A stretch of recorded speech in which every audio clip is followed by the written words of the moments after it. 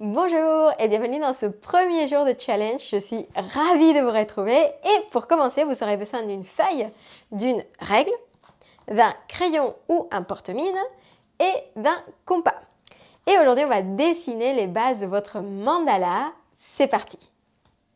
Alors, pour commencer à dessiner la base de notre mandala, on va tout simplement commencer par faire un trait sur notre feuille, trait relativement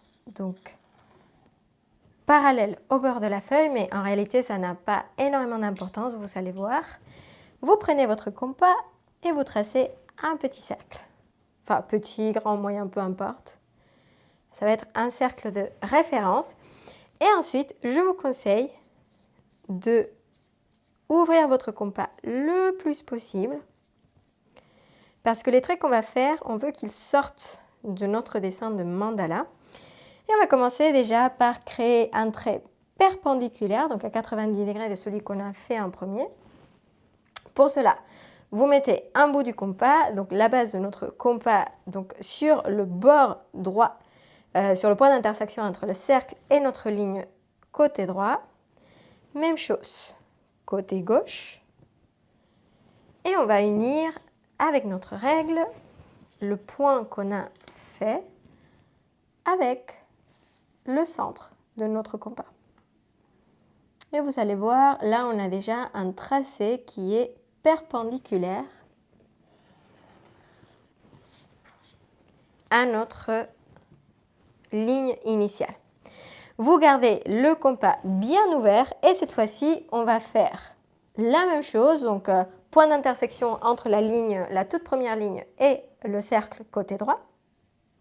Et on fait un petit trait. Même chose sur le haut. Et on fait un petit trait. Voilà, avec le compas. On peut d'ailleurs faire la même chose de l'autre côté. Et ensuite, côté gauche, point d'intersection et petit trait.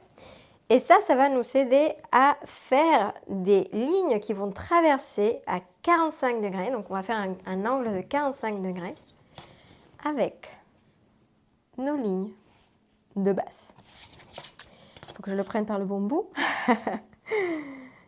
Voilà, de toute façon, là, on est au crayon, c'est les bases. Je vous conseille de tracer des lignes qui sont très légères. Et si ce n'est pas parfait, ne vous inquiétez pas. De toute façon, rien n'est parfait, hein. C'est aussi la base et le but de cette pratique. C'est un peu comme une pratique de yoga. Ce n'est pas parfait, mais ce n'est pas le but. Aujourd'hui, on est là pour ce challenge, pour méditer autrement, pour faire une activité un peu plus ludique. Et puis pour finir, on va dessiner les cercles des différents étages ou les différents niveaux de notre mandala. Si c'est la première fois que vous dessinez un mandala, je vous conseille de faire pas trop de cercles. De toute façon, on va essayer de rester simple pour commencer. Après, vous pouvez dessiner avec votre compas autant de cercles que vous voulez.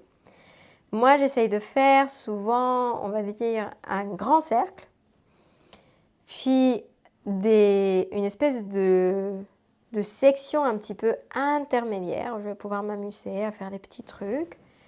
Et puis un cercle qui sera vraiment petit, enfin qui sera mon centre. Mais vraiment, à vous de choisir les proportions de votre mandala. Moi, je me contente avec 1, 2, 3, 4 cercles. Tout simplement parce qu'aujourd'hui, c'est un peu le prétexte que je fais pour parler du chiffre 4 et du chiffre 8. 4 cercles qui nous font penser aux 4 nobles vérités du Bouddha historique, qui sont toutes en relation avec la notion de dukkha. Je ne sais pas si vous êtes familière avec les concepts du bouddhisme. Et vous verrez que d'ailleurs, notre mandala est divisé en 8 parties. Il y a 8 tranches de pizza, voilà, comme si c'était des tranches de pizza. Et le 8, sachez que le 8, c'est un chiffre qui est très important dans les traditions, non seulement bouddhiques, mais aussi dans les traditions hindoues ou jainistes. Il peut représenter plusieurs choses, mais moi, la représentation que j'aime bien, c'est celle de l'infini, le 8 comme étant l'infini. Et je trouve que pour notre mandala, c'est particulièrement parlant parce qu'on va voir qu'il y a une infinité de possibilités pour dessiner ce joli cette jolie chose qu'on appelle un mandala.